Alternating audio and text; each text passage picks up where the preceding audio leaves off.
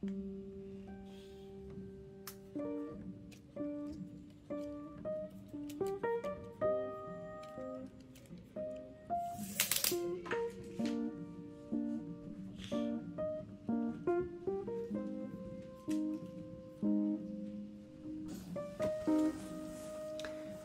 all, we're in June again, woohoo! So it's Pride Month, so happy Pride. Now here in Portland, we actually just had our live Pride Parade after 2 years. So that was very fun and I was very excited about it. It got me a little emotional. Every time I go, it gets me a little emotional to see the support and the people, diversity in the parade. So I'm glad that it was back. Now today, in celebration of Pride Month, I thought that I'd share another story of mine. And the inspiration actually came from a show that Dan and I both watched. It's called Heartstopper. So if you haven't watched it yet, I highly recommend that show. The story personally reminded me of my childhood during that time of struggle, and also reminded me of my boy crush, which is kind of weird for me to even say it in English. And I don't even think that I included that part in my coming out story video. So consider this an addendum or a side note to the whole coming out story there. Now, I will be using fake names for privacy reasons, and I also don't want my elementary school friends to know who it is, really. Like, don't ask me, friends. But without further ado, let's get started. So let's go back to the time when I was in 6th grade, because that's when it all happened. My boy crush's name was, let's call him Zach. Seemed like a good name. And so Zach and I were in the same class and for 5th grade and 6th grade. And in Taiwan, that's kind of how it works. You know, every 2 years in elementary school, you change a class. Those entire 2 years, you guys stay in the same classroom unless you have like special class needs that you need to go for, like a computer lab or a science lab. And during that time, I knew Zach, Zach knew me, but I never really felt like I fit in with the boy group because boys always go to the basketball court during recess and play basketball, or they play dodgeball. Zach was the cool kid in the classroom, and I remember he used to ride a bike to school, and that was considered a really, really cool and independent thing to do, right? Because you're a kid. And he was very outgoing. He was kind of like the leader of the pack, but he was also a bit of a troublemaker. So I remember he getting punished by our teacher from time to time because of what he said or what he did to other classmates, like especially girls.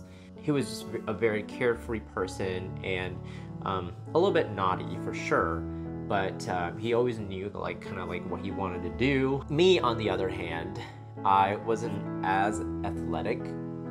I was a good swimmer, but I didn't really play basketball or dodgeball at that time, like 5th grade. I'm the one who dodges.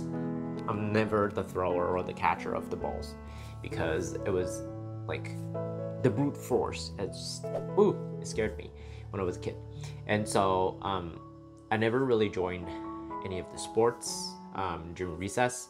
And I was more like the one that's in the school music band, and I was the one that's like in school's arts team. So you can kind of figure I was fairly nerdy, and Zach and I kind of belonged to different friend groups. And that all kind of changed during the winter break of my 6th grade.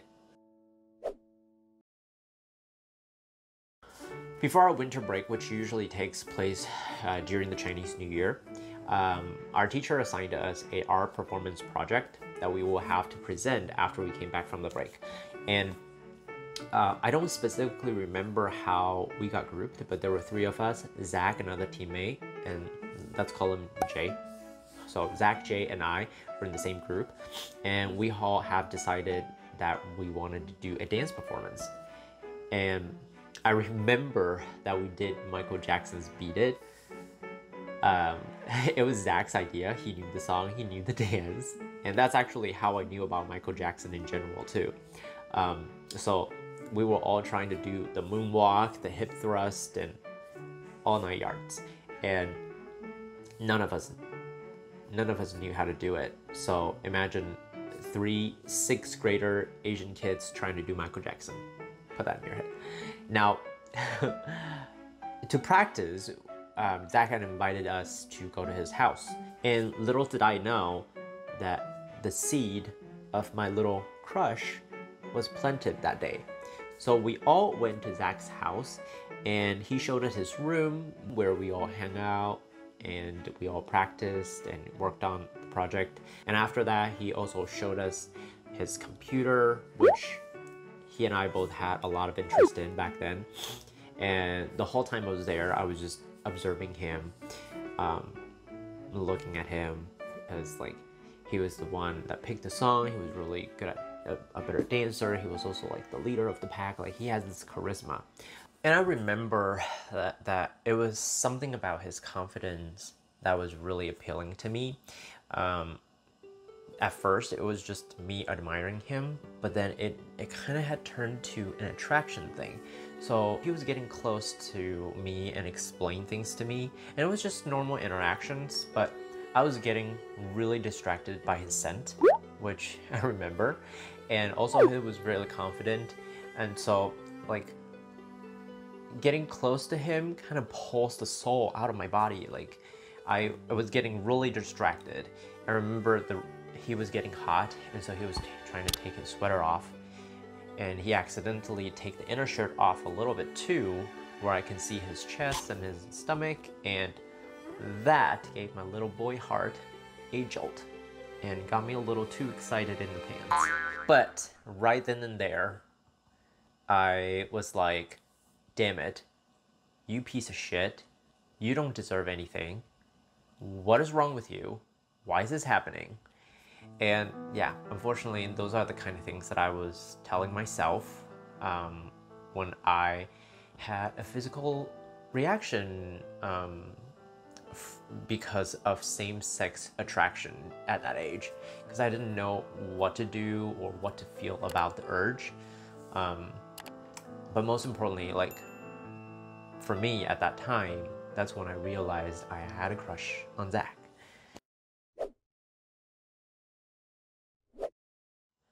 For the performance, we got together a few more times and practiced together. And when the semester started, we did our assignment project, and I think we did pretty well. But because of all the time that we spent together, Zach and I have become friends, and because of our mutual interest in computers, we even were talking about like opening our computer company, and when we grow up, and you know, all the details and stuff, the little dreamers we were.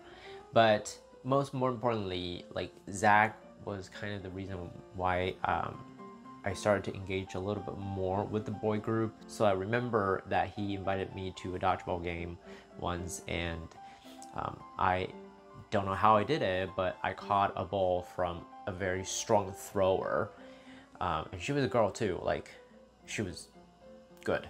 I remember from my memory, right? And because she was so good, I caught it. It kind of had changed how people perceived me in the game, and so like I was invited more, and that also gave me more opportunity to hang out with him, and so that was interesting.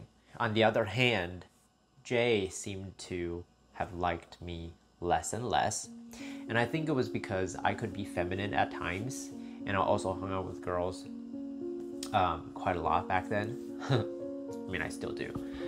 But he would call me derogatory names in Chinese, like "死gay" or "死玻璃", and that was like really harsh because it's like fucking homo or fag in English, but with a death wish connotation, because "死" means death in Chinese. And you know, all those words made me really insecure about my personality. And also at the same time, I was really confused with my crush with Zach. One thing for sure was I was in denial about liking boys at that time. And in fact, I really liked this girl who I mentioned in my coming out story video. I did like the girl a lot. We were friends, but at the same time, you know, I couldn't find myself to have any physical reactions. But at the same time too, I was having physical reactions to boys or guys, And so I was super confused. So, like I said, not being able to have any physical arousal for the opposite sex really made me question my feelings for the girl, and for let's call her Anna. So, did I like Anna as a friend, or did I really have feelings for her? And did I pursue Anna because of the thrill of pursuing, or did I crave a deeper connection with her? Because for Zach, physical arousal was never a problem. But does that make me gay? Yes. And would I be able to change that? No. But back then, that's all I wanted to do. I wanted to change it. I didn't want to accept myself. So with all of the questions and frustration and confusion about my sexuality, along with my attacked personality and my self-worth, I hated myself. There was so much shame, and I didn't know what to do with it. And so all of that inner struggle continued, and lasted for the rest of the semester until we graduated. After we graduated, Zach and I didn't really keep in touch, but we did go to the same junior high school, not in the same class.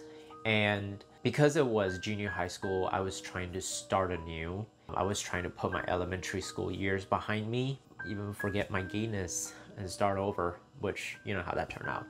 But also because my parents were teachers at the school, there were a lot of eyes on me. I was trying to be good. So I started making friends, but Zach and I didn't really keep in touch. Now, the thing is, we were in the same school, so it was inevitable that we bump into each other. So this one day I was walking past his classroom and he saw me.